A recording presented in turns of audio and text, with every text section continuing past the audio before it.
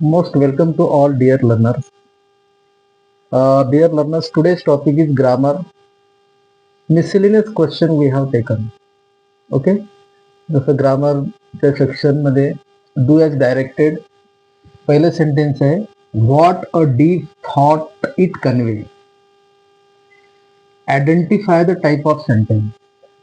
Okay, 4 type of sentences आहेत.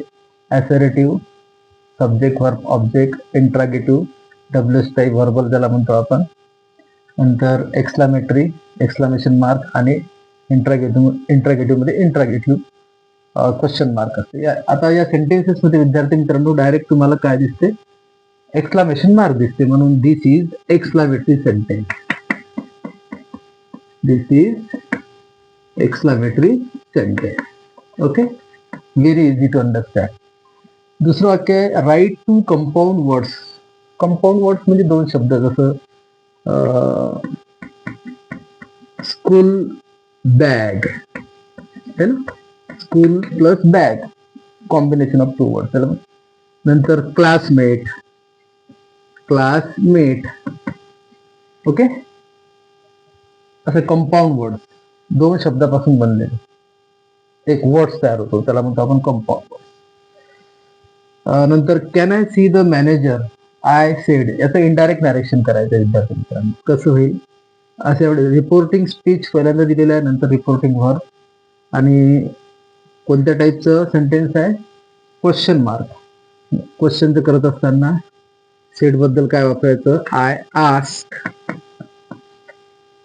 I ask. आणि सुरुवात हेल्पिंग वर्ब पासून आहे, म्हणून या ठिकाणी इफ किंवा वेदर. ओके, WHETHER, इफ किंवा वेदर. नंतर हे वाक्य साधं करायचं. I ask if whether I could see him. Simple present आहे, कॅनचं कुड झालं आणि प्रश्नार्थक चिन्ह निघून जाते, फुल स्टॉप झालं, वाक्य तयार. नंतर use the phrase at the same time. At the same टाइमचा अर्थ होतो त्याच वेळेला. When I went to school, when I went to school, at the same time I met my friend. बघा, इथले इथे हे वाक्य आपण केलं. नंतर दुसरं वाक्य आहे, 5वं वाक्य आहे आय नो हिम. त्याचं पॅसिवाइज करायचं आहे आपल्याला.